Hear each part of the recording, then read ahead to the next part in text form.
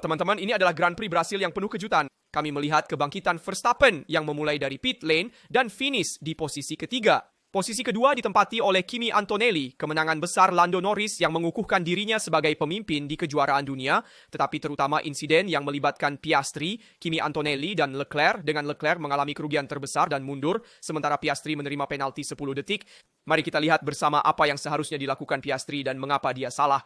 Mari kita lihat dari onboard, katakanlah dari sudut pandang sayap belakang Norris. Kita melihat bahwa mereka bertiga sejajar setelah restart, setelah safety car, dan kita melihat mereka tiba di tikungan 1 dan Piastri terjepit ke kiri. Tidak ada ruang untuk menyerang pada titik ini juga karena Kimi Antonelli telah menentukan katakanlah titik pengereman, memutuskan untuk mengerem pada titik tersebut dan kemudian menutup jalur seperti seharusnya. Dan kita melihat bahwa Piastri tidak sepenuhnya sejajar dengan Kimi Antonelli. Sayangnya, Leclerc berada di luar sini dan jika kita melanjutkan, dia kemudian terkena oleh Kimi Antonelli yang menyebabkan tabrakan ini yang kemudian menyebabkan Leclerc mundur. Sayang sekali karena mobil itu tidak bisa dikendalikan dengan cara itu dan maksudnya tidak bisa melanjutkan balapan. Sayang sekali karena Leclerc tidak menyadari pada saat itu dia mencoba mengambil jalur paling luar untuk menjauhi masalah tetapi malah terkena. Dalam hal ini, Antonelli mengalami sedikit kerusakan tetapi berhasil melanjutkan balapan sementara Piastri mendapat penalti. Mari kita lihat dulu dari onboard Leclerc. Mari kita lihat bersama mengapa dan bagaimana dia terkena oleh dua lainnya. Di sini dia tetap sedikit di luar. Kita melihat pukulan yang langsung mengenai Kimi Antonelli yang juga beruntung karena bisa mengalami kerusakan lebih parah yang akhirnya mengenai bagian depan kiri Leclerc. Dan kita lanjutkan. Saya juga akan menunjukkan kepada Anda sudut pandang dari Piastri yang paling menarik dan kita lihat bersama apa yang terjadi dan mengapa Piastri salah. Pada saat balapan ini menurut saya Piastri berada dalam posisi mengejar kelompok di depan. Dia bersemangat untuk mengalahkan Norris dan kemudian berkata, saya akan memanfaatkan restart untuk melewati mereka semua. Juga karena Kimi tidak memulai dengan baik setelah safety car, dia sedikit terhenti. Itu sebabnya Leclerc menempatkan dirinya di luar dan kemudian dia berkata, Piastri berpikir, saya akan masuk ke dalam. Tapi masalah di Sao Paulo, tikungan pertama di Interlagos adalah bahwa itu tampak lebar dari garis lurus, tetapi kemudian sangat menyempit, menjadi seperti corong, dan Anda tidak bisa mengambil jalur dalam. Dan Anda, sebagai calon juara dunia seperti Piastri yang sedang berjuang untuk gelar, tidak bisa berpikir untuk mengambil risiko sebesar itu. Faktanya, Piastri membuang gelar hari ini, saya katakan di sini, dan saya tidak menyangkal bahwa Piastri dengan manuver ini membuang gelar tersebut. Dia melakukan manuver yang salah, bukan dari calon juara dunia, tidak dipikirkan, diambil dari insting dan kemudian menanggung konsekuensinya. Penalti 10 detik pantas bisa saja lebih ketat dalam arah balapan, tetapi itu adil karena dia berjuang untuk kejuaraan dunia. Dan bagaimanapun Antonelli memiliki sedikit ruang di sebelah kanan, tetapi saya ulangi nanti saya akan membenarkan posisi Antonelli juga. Bagaimanapun itu bukan intinya. Mari kita lihat Piastri sekarang. Kita melihat Piastri karena saat ini dia berada di dalam. Kita melihat dia tiba di titik pengereman. Dia juga sedikit lebih maju dibandingkan Kimi yang mengerem kemudian. Dan saat ini Anda melihat bahwa Kimi sedang mendekati tikungan. Piastri tidak punya ruang ke kiri, dia harus mencoba pergi ke kanan, tetapi Kimi sudah memutuskan bagaimana cara mengerem, dengan cara apa, bahkan dengan mobil yang diarahkan ke tikungan, dan bukan mungkin dengan mobil lebih diarahkan keluar seperti yang dimiliki Piastri, dan jadi dia menutup jalur. Dan Piastri saat ini, Anda lihat tidak sejajar dengan spion Antonelli, jadi dia tidak di depan, tidak sejajar, berdampingan dengan Antonelli. Dalam kasus ini, Piastri tidak berhak memiliki jalur ini di sini dan untuk alasan ini, setiap kontak yang terjadi dari tikungan ini adalah kesalahan Piastri. Jadi kita lihat sebentar, kita lanjutkan. Di sini dia juga mengunci. Dan ini adalah poin penting karena penguncian berarti dia tidak memiliki kendali atas ban depan saat ini. Dan jadi wajar jika dia pergi lurus. Tidak ada ruang saat ini. Dan kita melihat bahwa kemudian dia membuat kontak dalam hal ini dengan bagian belakang kiri Kimi Antonelli yang kemudian menyentuh bagian depan kiri Leclerc. Sebuah gerakan yang bukan dari calon juara dunia dan ini benar-benar menunjukkan kesulitan Piastri dalam balapan terakhir ini dalam mengelola tekanan, dalam mengelola mobil dalam kondisi campuran atau dalam kondisi lintasan licin karena itulah yang terjadi hari ini di Interlagos. Sebaliknya, rekan setimnya mengalami kebangkitan dengan mobil yang dia miliki. Norris dalam beberapa balapan terakhir melakukan segala yang dia inginkan dengan McLaren dan berhasil beradaptasi dengan baik dengan berbagai kondisi, baik itu ketika aspal basah, ada hujan, atau ketika aspal kering, dan dia dapat mengeluarkan potensi maksimal dari mobil tanpa terganggu oleh apapun di sekitarnya. Sebaliknya, Piastri dalam hal ini merasakan tekanan. Tekanan juga dari media yang memberinya tekanan, yang melawannya. Menurut saya, dia juga sedikit kurang berpengalaman karena bagaimanapun kita harus mempertimbangkan bahwa dia masih seorang pembalap muda, lebih muda dari Norris dan wajar jika dia juga perlu mencari lebih banyak pengalaman di track dan kesalahan ini menunjukkan bahwa bahkan Piastri tidak sempurna, malah dalam beberapa balapan terakhir dia membuat terlalu banyak, benar-benar banyak kesalahan. Dan jadi ini sangat disayangkan terutama untuk Ferrari karena sekarang kita akan membahasnya, tetapi Ferrari telah mundur dengan kedua pembalap. Di sini kita melihat gambar Leclerc dalam hal ini yang telah mundur dan kemudian kita akan membahas juga tentang Lewis Hamilton. Tetapi sangat disayangkan karena Ferrari pasti bisa melakukan sesuatu yang lebih dengan Leclerc. Dengan Hamilton kita bisa berharap untuk bangkit kembali. Sekarang mari kita bicarakan semuanya bersama-sama. Sebelum memulai, jangan lupa tinggalkan like, berlangganan, dan aktifkan notifikasi agar Anda tidak ketinggalan video. Sebentar, dalam Formula 1, kita menganalisis setiap episode yang terjadi di track dan saya juga akan memberitahu pendapat saya apa yang seharusnya dilakukan para pembalap. Jadi, saya akan memberitahu Anda semuanya dengan menganalisis setiap episode. Dengan mengatakan itu, mari kita bicarakan Ferrari sekarang karena ada sedikit yang perlu dikatakan tentang itu. Bahkan sebelum itu, mari kita selesaikan analisis yang telah saya lakukan tentang kecelakaan Piastri karena ini adalah teori yang muncul yang mengatakan bahwa mereka harus bahwa Kimi Antonelli salah. Dia seharusnya memberi ruang kepada Piastri dan bergerak ke kanan. Sebenarnya pengguna ini menunjukkan bahwa di bagian merah ada ruang dan jadi ini adalah kesalahan Kimi yang menutup jalur terlalu banyak dalam kasus ini dan bukan kesalahan Piastri yang sebaliknya memiliki ruangnya, dia mengalami kebuntuan dan kemudian tidak memiliki kontrol. Tetapi menurut pengguna dia tetap memiliki kontrol bahkan ketika dia mengunci.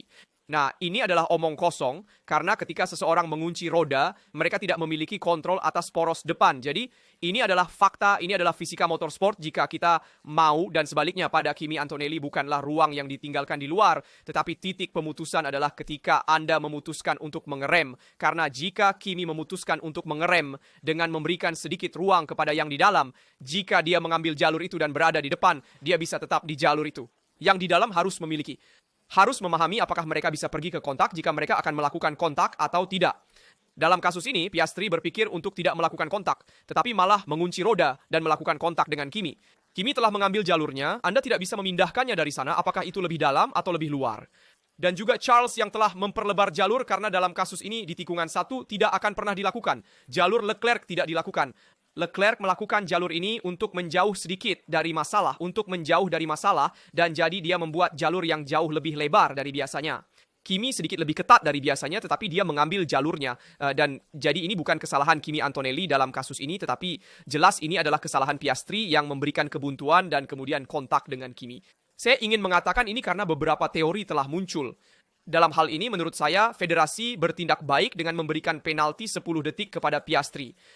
Bisa memberikan lebih banyak, mungkin iya, tetapi ada fase mulai ulang. Itu adalah fase awal balapan. Kita bisa mengatakan bahwa bagaimanapun kontaknya tidak begitu, tidak disengaja, tidak kuat. Jadi 10 detik masuk akal. Bahkan Tsunoda dihukum dengan penalti 10 detik untuk kontak yang mirip jika kita mau. Namun itu adalah kesalahan penilaian dari Piastri. Tetapi bagi seorang calon juara dunia, menurut saya dia tidak boleh membuat kesalahan seperti itu. Saya ingin mengatakannya lagi karena Piastri tampak seperti pembalap yang sempurna dan telah melakukan banyak balapan yang sangat baik ketika memiliki kondisi yang sempurna dan memiliki mobil di tangannya. Sebaliknya, Norris menurut saya menciptakan banyak masalah, memiliki tekanan psikologis yang besar pada dirinya. Sejak Norris berhasil melepaskan diri dari tekanan ini, dia membuat pertumbuhan yang besar. Benar-benar dalam arti bahwa dia telah tumbuh banyak dan telah membuat langkah tambahan ini dalam hal pengalaman. Di sini saya menunjukkan klasemen tentu saja dari balapan San Paulo dengan kemenangan Norris di Brasil, kedua Kimi Antonelli, ketiga Verstappen. Dan kita harus membicarakan Verstappen karena dia telah melakukan balapan yang mengesankan, kebangkitan yang luar biasa dimulai dari pit lane dan podium yang sangat besar. Keempat Russell, kelima Piastri yang meskipun mendapatkan penalti berada di posisi kelima, keenam Behrman, kemudian 2 dari Racing Bulls, Lawson ke-7, Hajar ke-8, ke-9 Hülkenberg, ke-10 Gasly. Ini adalah top 10 dan kemudian saya mencatat 2 Ferrari, Hamilton nomor 18 dan Leclerc nomor 19 dengan Hamilton yang mundur setelah sekian lama juga karena harus menjalani penalti di track yang menurut saya tidak adil. Sekarang kita akan membahasnya tetapi mari kita analisis semuanya langkah demi langkah.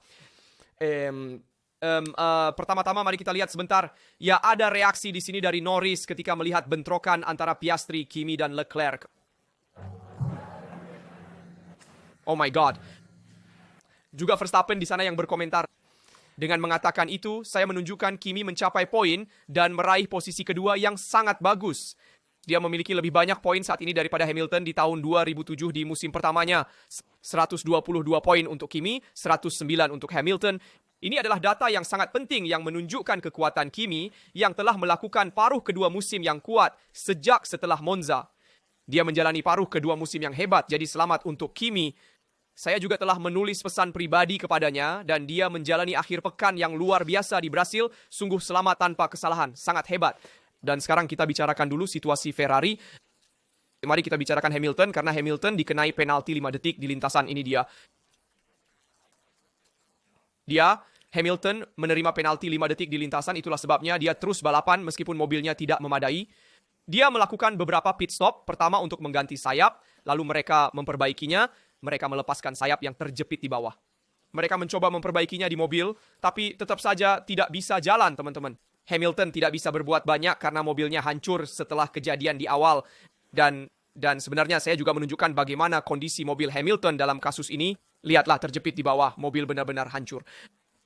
Dan menurut saya, Hamilton kemudian terlibat kontak dengan Colapinto yang menyebabkan penalti 5 detik, tapi kontak itu tidak disengaja, dia tidak mengendalikan mobil.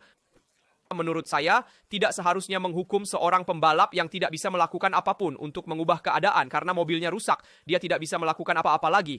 Tentu, itu memang kesalahannya karena dia bisa sedikit kurang agresif, tapi 5 detik menurut saya berlebihan. Ferrari melakukan hal yang benar dengan membiarkan Hamilton di lintasan untuk menjalani penalti 5 detik di balapan ini dan bukan di balapan berikutnya. Oleh karena itu, mereka membiarkannya di lintasan begitu lama dan itu masuk akal. Setidaknya dia tidak mendapatkan penalti posisi di grid pada balapan berikutnya, tetapi menyelesaikannya dalam 5 detik di Brasil, yang pada akhirnya tidak mengubah apa-apa karena dia akhirnya mundur. Jadi benar-benar akhir pekan yang bencana untuk Ferrari karena pengunduran ganda dalam sprint ini tidak diinginkan dan kami mengharapkannya di akhir pekan sprint. Maaf, pengunduran ganda ini dalam akhir pekan sprint tidak diinginkan dan Leclerc bisa tampil jauh lebih baik dalam balapan ini. Tentu saja dia sial karena ditabrak dan sayang juga untuk Hamilton karena dia juga bisa tampil lebih baik. Di sini saya juga menunjukkan gambar lain dari bagian bawah mobil Hamilton yang rusak, semuanya rusak, tidak bisa melanjutkan, mobil tidak bisa berbelok dan ini sedikit menyebabkan situasi yang kita lihat. Faktanya setelah lap ke-42 kami melihat Hamilton di garasi dan dia mundur karena terlalu banyak kerusakan pada bagian bawah dan karena itu dia tidak bisa menyelesaikan balapan dan untuk mencoba menjaga mesin adalah benar untuk membuatnya mundur. Sayangnya penalti yang tidak terlalu saya mengerti karena menurut saya itu tidak sesuai dalam kasus ini karena dia tidak mengendalikan mobil dan oleh karena itu kontak itu bukan kesalahan Hamilton langsung. Setelah mengatakan ini, kita juga harus berbicara tentang keajaiban yang dilakukan Verstappen dari pit lane ke posisi ketiga. Fenomenal. Dan kami telah mengatakannya berkali-kali, tetapi saya tidak pernah bosan mengatakannya. Dia menjalani balapan yang luar biasa. Waktu putaran terus meningkatkan diri. Strategi yang bagus, tetapi jika kita lihat dia melakukan 7 lap dengan ban keras, lalu berhenti dan memasang ban sedang, lalu melakukan 27 lap dengan ban sedang, memasang ban sedang lainnya, dan kemudian berhenti lagi memasang ban lunak. Ketika kita berada di lap ke-50, mungkin sedikit lebih maju, lap ke-53, lap ke-54, di mana dia berhenti untuk memasang ban lunak. Saya berkata, ya, tetapi bisa terus, bisa melanjutkan balapan dengan lebih banyak lap, melakukan lebih banyak lap dengan ban sedang, dan melakukan sedikit seperti Behrman yang melakukan 35 lap dengan ban sedang. Jadi terus hingga akhir, melakukan keras sedang-sedang daripada melakukan keras sedang-sedang lunak. Ban soft itu, pit stop yang dilakukan Verstappen di akhir, menurut saya, mempengaruhinya. Memang benar bahwa dia berhasil naik, hampir mencapai posisi kedua karena Kimi menahannya di belakang di akhir, tetapi dia datang dalam jarak 3/10 dari Kimi. Kita lihat di sini. Jadi bagaimanapun balapan Verstappen sangat bagus dan mereka berhasil mengeluarkan potensi maksimal, namun mungkin bisa membiarkan Verstappen di lintasan dengan ban sedang di akhir dan mencoba meraih kemenangan atau bahkan posisi kedua yang menurut saya bisa dilakukan. Jadi menurut saya mereka sedikit salah di sana, bisa berani membiarkan Verstappen di lintasan, tetapi bagaimanapun juga Max melakukan pemulihan yang hebat karena dia menjalani balapan yang luar biasa, semua menyalip bersih, agresif, dengan tepat. Dan dia melakukannya di Interlagos, dia selalu sangat cepat. Dan ini bukan pertama kalinya dia membuktikannya kepada kita. Dia membuktikannya tahun lalu, mulai dari posisi ke-17 dan finish pertama. Dia membuktikannya pada tahun 2016 dengan melakukan balapan yang menakjubkan di kondisi basah. Jadi Max benar-benar sangat kuat di trek ini dan dia membuktikannya sekali lagi. Saya juga ingin menunjukkan pernyataan ini dari Lando Norris yang berkata tentang Verstappen. Itu adalah kemenangan yang bagus. Yang dari Norris saya komentari seperti itu. Tetapi melihat betapa cepatnya Max, agak mengecewakan melihat bahwa kami tidak lebih cepat dari juara dunia 4 kali. Jadi sedikit, Norris melihat sisi gelas setengah kosong daripada gelas setengah penuh. Dan dalam kasus ini, menurut saya Norris melakukan balapan yang sangat-sangat bagus dan menunjukkan kepada kita bahwa Max dengan setelan kering, dengan setelan yang sedikit lebih ringan bisa pergi sangat cepat dan berpotensi jika dia mulai lebih depan, dia bisa memenangkan balapan dengan mudah. Sayangnya karena untuk kejuaraan sekarang, dia telah kehilangan gelar. Karena jika kita lihat juga klasemen di sini, kita melihat ke bawah, melihat Norris di 330 poin, Piastri di 366 poin. Jadi saat ini ada perbedaan 24 poin antara dua pembalap McLaren. Dan kemudian 341 poin untuk Verstappen, jadi 49 poin. Perbedaan dengan Norris, jadi masih banyak poin perbedaan antara Norris dan Verstappen yang hampir mustahil untuk mengejar. Piastri tidak dalam kondisi yang tepat. Kita sudah mengatakan beberapa balapan bahwa dia mengalami banyak kesulitan. Jadi menurut saya kejuaraan dunia ada di tangan Norris yang melakukan balapan yang luar biasa. Tapi dari periode terakhir ini, dia lebih segar secara mental, tidak memberikan pernyataan sembrono ke media, tetap fokus. Menurut saya, dia dalam kondisi yang baik, mental maksud saya, Norris, dan kemudian kita tahu bakatnya adalah pembalap yang sangat cepat, tidak menunjukkan kepada kita hari ini bahwa dia adalah pembalap yang begitu cepat. Tak, bakat Norris selalu ada, masalahnya adalah berkembang secara mental. Saat ini kita melihatnya lebih matang dibandingkan masa lalu.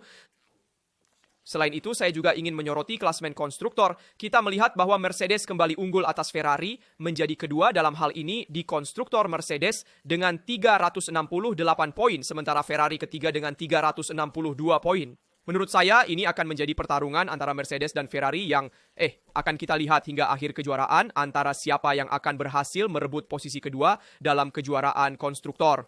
2 kali mundurnya Ferrari dalam balapan ini sangat mempengaruhi perjuangan untuk posisi kedua konstruktor, dan jadi ini juga merupakan kerugian bagi Ferrari selain 2 kali mundur yang benar-benar merupakan situasi terburuk yang ingin dihadapi oleh sebuah tim. 2 kali mundur yang terhenti oleh keadaan yang tidak menguntungkan, baik yang Leclerc yang kita analisis sebelumnya, tetapi juga Hamilton di awal untuk berbagai kontak juga, karena pada akhirnya dia disentuh oleh Tsunoda, dan itu adalah kontak utama. Sayang sekali juga kontak dengan Colapinto dan penalti yang harus diterima. Jadi sedikit tentang situasinya.